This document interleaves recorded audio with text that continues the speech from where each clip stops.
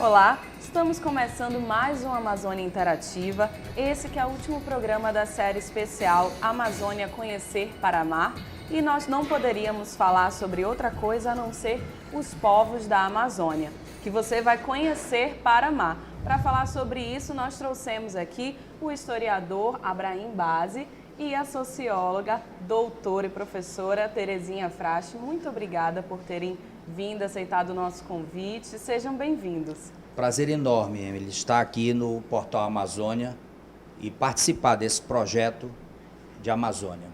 Obrigada, é um prazer estar aqui com vocês. Obrigada. Olha só, mas antes da gente começar esse bate-papo, eu queria convidar vocês para ir até as ruas de Manaus com o Portal Amazônia, saber o que o amazônida conhece e ama da Amazônia, do povo da Amazônia.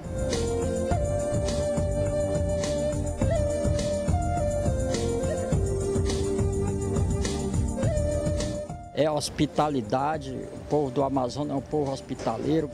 Alegria. Nosso povo é um povo hospitaleiro, um povo agradável. A honestidade, a simplicidade, porque é um povo acolhedor. Estou em dúvida, tá difícil. Tudo. Povo alegre, divertido, enfim, tudo isso. Todo o povo amazônico é muito receptivo, onde você chega você é bem recebido, bem tratado e tudo mais. Principalmente as pessoas do interior, os ribeirinhos. Eu amo o povo da Amazônia, um povo hospitaleiro, sabe receber as pessoas, sabe tratar as pessoas. É um povo que é gente da gente. Só do calor das pessoas da Amazônia, acho isso mais interessante. É humildade, simplicidade e educação. Olha só, na enquete o povo gosta mesmo desse calor humano, dessa acolhida, dessa hospitalidade que o povo amazônida tem. Vocês concordam com isso? Com certeza, receber bem faz parte do povo da Amazônia. A cidade de Manaus é uma referência nesse sentido, não é mesmo, Teca? Com toda certeza. Eu corroboro com essa afirmação, até mesmo porque essa é uma das grandes diferenças para quem viaja pelo mundo inteiro e quiser conhecer o Amazonas, perceber o quanto são generosos os povos da Amazônia. É verdade. E o que vocês conhecem e amam mais nesses povos da Amazônia? Olha, eu costumo dizer, Emily, que se você não conhece, você não ama. A Amazônia é um complexo muito grande, representa 50% do território nacional. Se fala muito de Amazônia sem vir à Amazônia. Eu acho que você precisa conhecer a Amazônia, precisa conhecer as suas particularidades, para compreender o que representa a Amazônia. Eu diria que o Brasil não conhece a Amazônia. É verdade. Eu percebo que durante as pesquisas e as nossas andanças pelo mundo rural, amazônico e também pelo mundo urbano, aqueles que aqui vivem, que são originários ou migrantes do mundo rural, o amazônida, ele se diferencia pelo processo da sua formação. Nesse sentido, os povos indígenas, que é a origem dos povos amazônicos, eles trabalham através de uma forma mútua.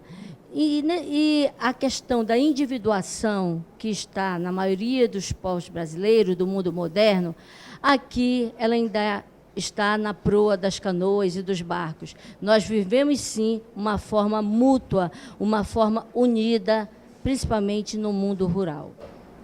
Lindo isso, né? E pegando realmente esse gancho, eu queria saber de vocês que estudam mais a fundo essa sociedade, esses povos, qual é a formação do povo da Amazônia? Pois é, nossa formação inicial vem do europeu, do indígena e do negro. No entanto, a Amazônia recebe, desde muito antes do período da borracha, muitos imigrantes. Nós tivemos aqui árabes, judeus, italianos, alemães, russos, belgas.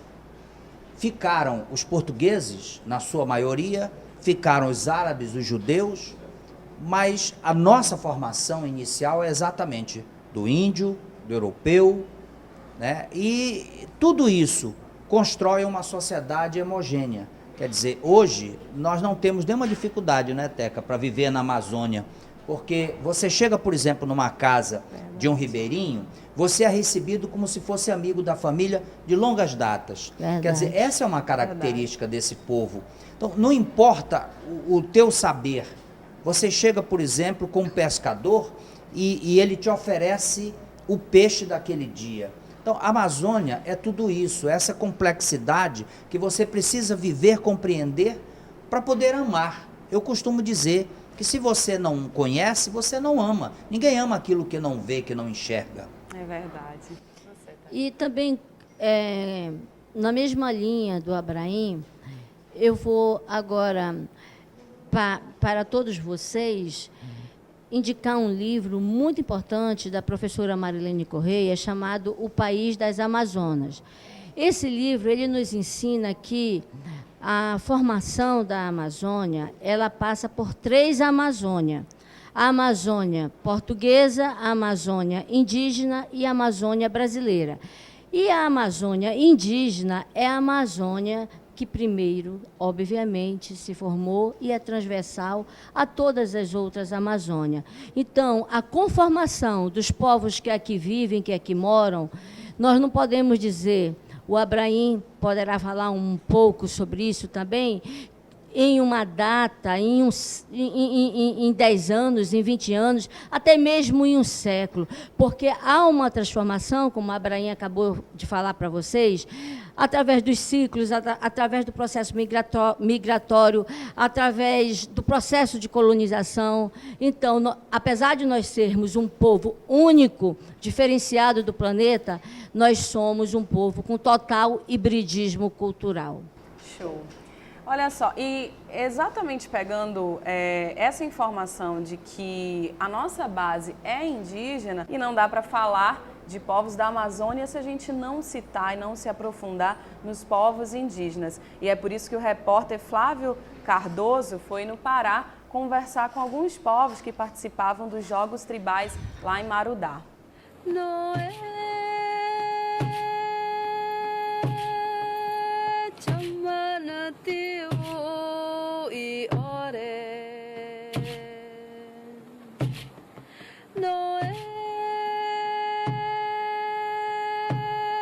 Uma cena um tanto quanto comum àquela que presenciaram os primeiros europeus que avistaram a costa brasileira ainda se repete. E não é exagero dizer que após 514 anos, o Brasil ainda continua sendo um país indígena. São aproximadamente 306 mil índios vivendo só na Amazônia, de acordo com o censo do IBGE de 2010. Apesar da drástica redução desses povos, que hoje somam menos da metade da população miscigenada aqui ao Brasil, um desejo de proximidade ainda mora no coração dos filhos e netos daqueles que já estavam aqui. Falar igual nós e nós aprender a linguagem de vocês e vocês aprender nosso idioma também. Como uma forma de integrar os povos indígenas da Amazônia, este ano, a 4ª edição dos Jogos Tradicionais Indígenas do Pará reuniu 15 etnias em um evento desportivo, sediado no município de Marapanim, no nordeste do estado. Cerca de 600 atletas, entre etnias do Pará, uma do Tocantins e outra da Bahia, participaram de pelo menos 9 modalidades de jogos durante 7 dias.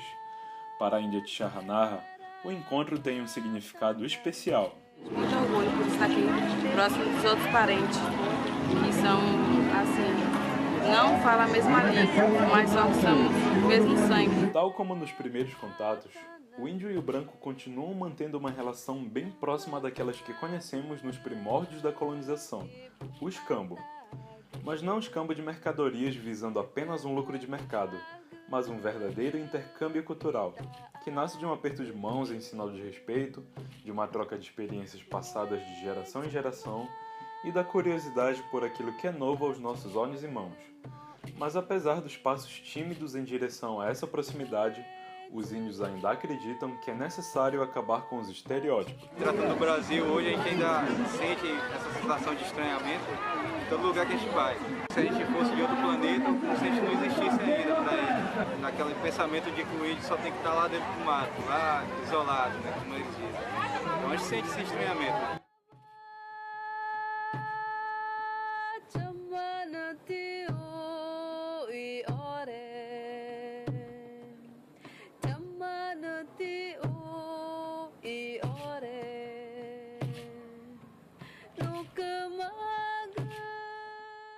E a gente percebe nessa matéria que os indígenas querem essa interação, essa maior relação com os não indígenas, os não índios, não é isso, seu Abraim? É verdade. Na verdade, nós discutimos isso no curso de História. O indígena, ele não perde a característica original dele, ele faz uma adaptação de aquilo que está sendo lhe oferecido. Então, o indígena tem a galinha que ele cria, mas no momento que ele conhece aquele frango vendido no supermercado, que é muito mais fácil, muito mais prático, ele busca. Então ele faz uma adaptação, mas nunca sem perder. Por exemplo, ele vem para a cidade. Quando ele volta para a aldeia, ele se reencontra com a cultura original dele. Quer dizer, às vezes, dizemos que agredimos esta cultura. No entanto, o índio quer o celular. Os índios, por exemplo, da Venezuela andam de avião. Tem avião próprio, tem carro importado.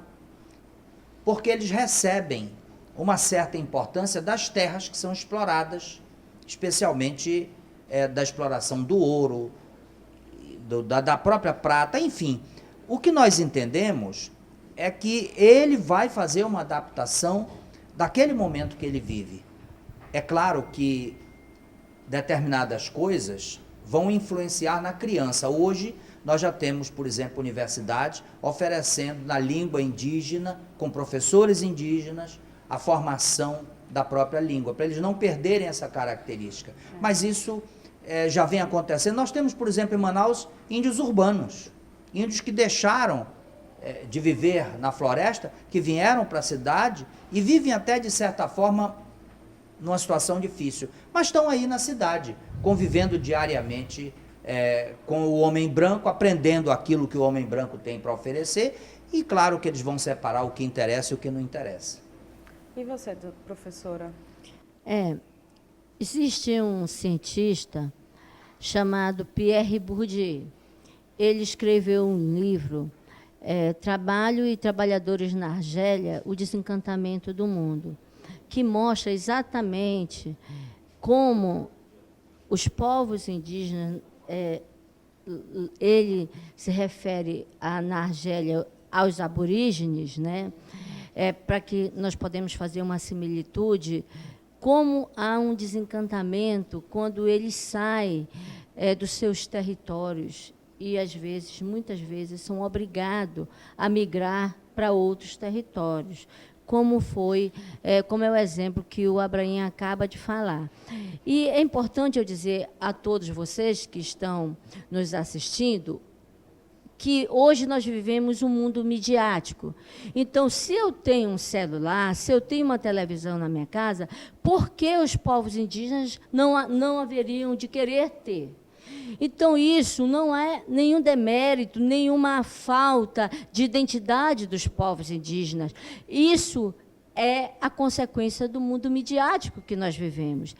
Nesse aspecto, há uma grande diferença, sim, entre os povos indígenas e os não indígenas, de cultura, de identidade, de origem, mas através do mundo midiático existem o que a modernidade oferece, que todos os povos querem, sejam eles quilombolas, indígenas, brancos, negros. Então, isso eu não vejo nenhum demérito nisso. Eu concordo. Inclusive, são povos que, através dessa mídia, dessa interatividade, eles também podem distribuir a sua cultura, eles também podem expressar a sua cultura, né? Agora, sim, essas são personalidades que, com toda certeza, são base dos nossos povos, né? Os indígenas são base dos nossos povos. Mas existem outras personalidades também que fizeram parte e fazem parte do desenvolvimento da Amazônia e da própria sociedade. Eu gostaria que vocês conferissem a matéria especial sobre essas personalidades da Amazônia.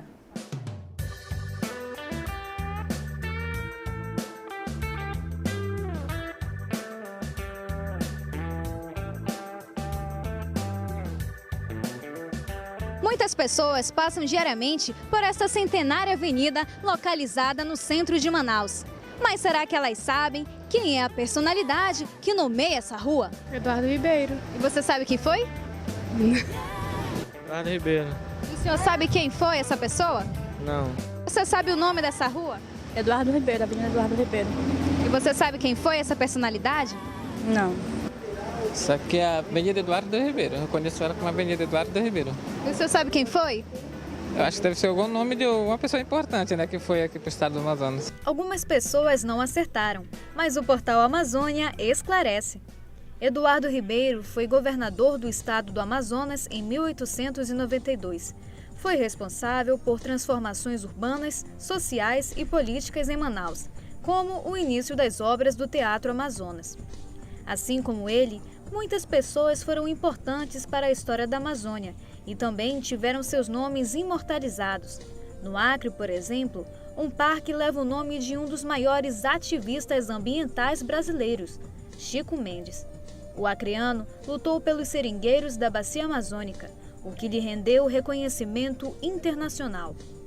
Marechal Rondon é outra figura importante. Sua passagem por terras inexploradas em 1907 a 1915, a região, marcaram tanto que um dos estados foi batizado em sua homenagem, Rondônia. Já em Roraima, a personalidade é a escritora Nenê Macage, que descrevia o cotidiano dos roraimenses. A homenagem à escritora passou por um problema inusitado. O Palácio da Cultura do Estado receberia seu nome em 1992. No entanto, por lei, o local não poderia ser batizado em sua homenagem por ela ainda estar viva. Somente após sua morte, em 2003, o palácio ganhou seu nome. Quer saber mais sobre as personalidades da região? Acesse a seção especial Amazônia de A a Z no portal amazônia.com. Pois é, então, aí no VT você viu que Eduardo Ribeiro, governador do Amazonas, foi citado.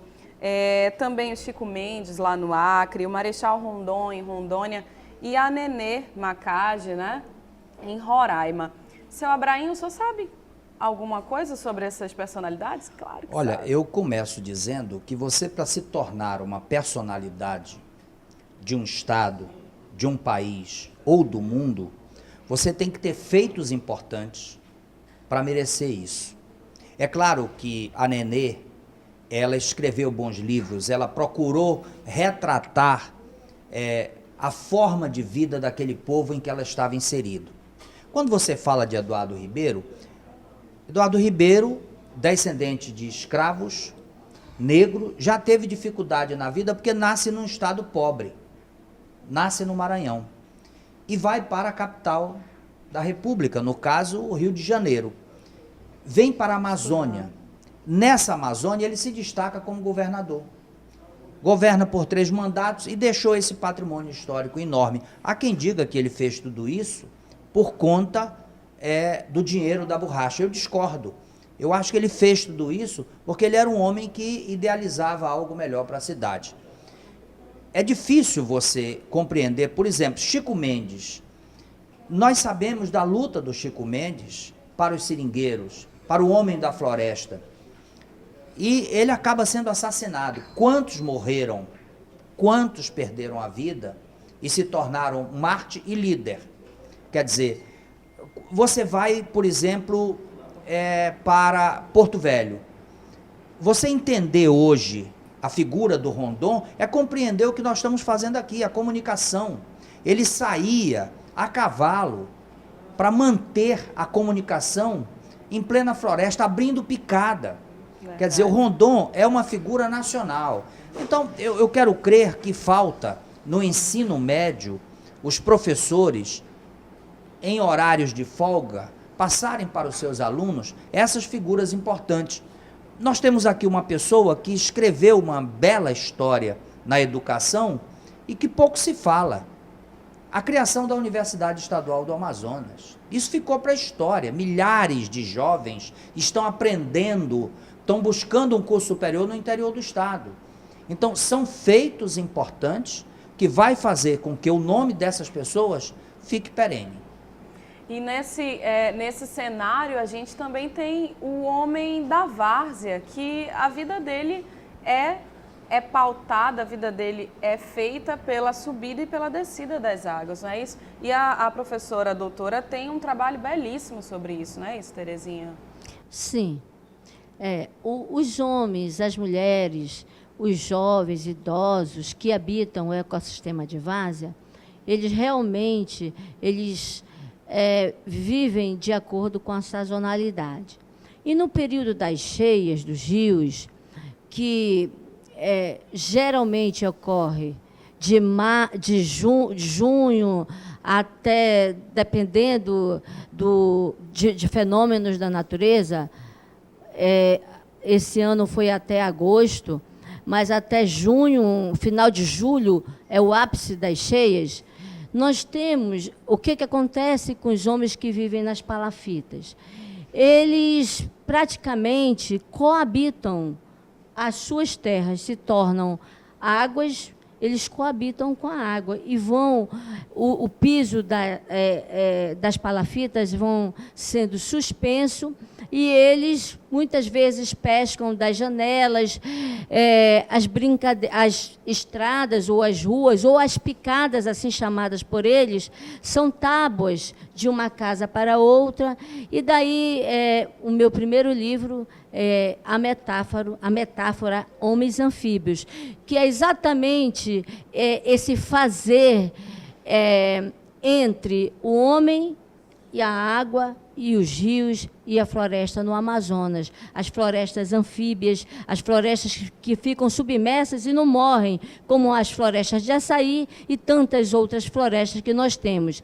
Então, o nosso estado realmente é um estado para amar, assim como aqueles que conseguiram se adaptar à imensidão desses rios, Amazonas, do rio Solimões, e conseguem viver durante 4 a 5 meses com e na água. Esse é o homem da Amazônia. É lindo isso, né? A gente falar sobre isso. Mas agora eu quero chamar, assim, para a gente encerrar com chave de ouro, alguns amazônidas que estão espalhados pelo mundo e contam para a gente, contam para vocês, telespectadores, como é viver essa cultura, esse modo de ser em outros lugares do país e do mundo. Confere aí. Olá pessoal do Amazônia Interativa, do Amazonsat. Meu nome é Jansen, moro aqui em Londres. Eu sou designer gráfico e fotógrafo. A impressão que a gente tem aqui em Londres é que o mundo vem para Londres, né? O mundo gira em torno de Londres. Eu saio aí pela rua e saio tirando fotos e eu gosto muito, assim, porque tem gente de todo tipo. A gente sente saudade, mas eu sou uma pessoa que se adapta rápido. Eu sinto muito falta da comida, gosto muito do peixe, de comer um peixe assado, tambaqui, banana frita. É o que mais sinto falta e, é claro, da minha família. Quando eu falo que eu sou do Amazonas, assim, as pessoas ficam... do Amazonas. Infelizmente eles não têm muita informação sobre o Amazonas, tem um grande potencial de turismo e que, na minha opinião, deveria ser muito mais explorado. As pessoas já têm um interesse natural sobre a Amazônia, né? Sobre a floresta, a maior floresta do mundo. Quem quiser saber mais sobre mim, eu vou começar a postar uns vídeos sobre Londres, sobre o que eu vejo aqui. Espero que ter retorno de vocês aí também. Obrigado. Oi pessoal, eu me chamo Edvan Fleury, eu trabalho aqui na China já faz mais ou menos 2 anos com tradução, edição de textos para o mercado brasileiro, português. E se você falar, eu sou do Amazonas, também as pessoas ficam, o amazonense, a pessoa do Amazonas, como é? Então as pessoas têm muito aquela impressão ainda de bicho, de selva, de floresta. Do que mais eu sinto falta de Manaus? Principalmente da comida, sinto muita falta da comida. Também sinto falta da minha família, dos amigos, principalmente, também da minha mãe. Os chineses, o povo de Manaus, tem muito em comum essa questão de ser aberto para receber o estrangeiro, de sempre querer mostrar o que há de melhor na cidade, tratar bem. Olá, meu nome é Mário Bentes, sou jornalista, escritor. Eu moro há 1 ano e 7 meses em São Paulo. Antes morei em Brasília, 1 ano. Somando tudo, eu já moro fora da minha terra há quase 3 anos. E a experiência tem sido muito boa. Você conhecer outros ambientes, conhecer outras pessoas, outras culturas, isso enriquece bastante. Claro que nem tudo são um mar de rosas, às vezes da saudade da família, dos amigos, da comida também. Olá pessoal, eu estou aqui em Portugal, na Praia da Boneca. Eu sou acriana e vim de Rio Branco. É claro, eu sinto muita falta de Rio Branco e das coisas que lá se encontram. As pessoas aqui são muito curiosas em relação ao lugar de onde vim, porque eu falo sempre no Acre. E quando elas perguntam do Acre, é muito complicado, elas não sabem exatamente onde fica. E quando eu falo que fica no Amazonas, elas ficam mais bem esclarecidas. Oi, povo do Brasil, então, eu me chamo Hugo, eu cheguei aqui no Japão em abril. Quando eles descobrem que eu sou do Amazonas, eles ficam, Rio Amazonas, né? O maior do mundo, né? Mas aí, tipo, uma outra pergunta que soou meio estranha que eles fizeram pra mim foi: você já nadou com piranha? Tem bastante crocodilo? Não é perigoso nadar no Rio Amazonas? Aí eu fico, não é. Aí eu tento explicar a situação pra eles, que é geralmente bastante engraçado. E é isso. Infelizmente, o programa está acabando e eu gostaria de agradecer a presença dos nossos convidados. Falar sobre povos da Amazônia realmente dá vontade de conversar muito mais, né? Mas essa nossa personalidade, esse nosso modo de vida é realmente levar para outros países, como esses amazônidas que estão espalhados pelo mundo, é algo realmente marcante, não é, seu Abraim? É verdade. Você sair da Amazônia, trabalhar e vencer num país estranho, que já começa a estranhar pela língua, e você faz essa adaptação, é um vitorioso. E ele leva com ele um pouco dessa Amazônia que é da origem. É um prazer enorme estar aqui, especialmente acompanhado da professora doutora Terezinha Frasch, ela que é uma referência da nossa centenária Universidade Federal do Amazonas. Eu agradeço também o convite e digo a vocês que os homens, os amazônidas, sejam eles do mundo rural, do mundo urbano, onde eles estiverem, eles vão levar um pedaço da nossa Amazônia. Tanto no gosto, a vontade de tomar um tacacá, de comer um jaraqui, de comer um pirarucu, como no coração, lembrando das imensidões das nossas águas e dos nossos verdes. Muito obrigada. Outra personalidade que o Portal Amazônia não poderia deixar de lembrar é o escritor Tiago de Mello. Nós preparamos uma homenagem aos povos da Amazônia com a poesia de autoria dele, Estatutos do Homem.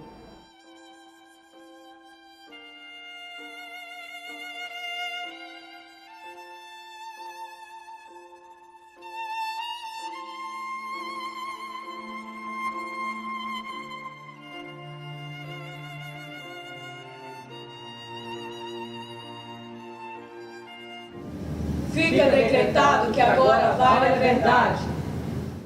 Decreta-se que nada será obrigado nem proibido. Tudo será permitido, inclusive brincar com os rinocerontes e caminhar pelas tardes com imensa begônia na lapela. Fica decretado que dinheiro não poderá nunca mais comprar o sol das manhãs vindouras. Expulso do grande baú do medo, o dinheiro se transformará em uma arma fraternal para defender o direito de cantar e o dia da festa que chegou. Fica proibido o uso da palavra liberdade, a qual foi suprimida dos dicionários, e do pântano enganoso das bocas. E a partir deste, a liberdade será algo vivo e transparente, como um fogo ou um rio. e a sua morada será sempre o coração dos homens. Só uma coisa fica proibida: amar sem amor.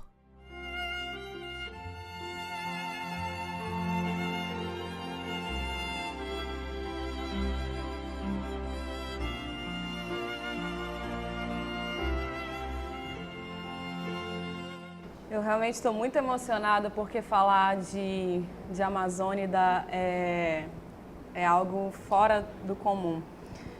Eu encerro a Amazônia Interativa por aqui, o especial do mês da Amazônia acabou, mas no próximo sábado a gente retorna ao formato original da Amazônia Interativa, que é falar sobre as notícias mais faladas, mais comentadas no portal amazônia.com, que você pode acessar de qualquer lugar do mundo. E também pode nos acompanhar pelo Facebook, Twitter e Instagram. Fique conosco, saiba muito mais, ame e conheça a Amazônia. Até lá!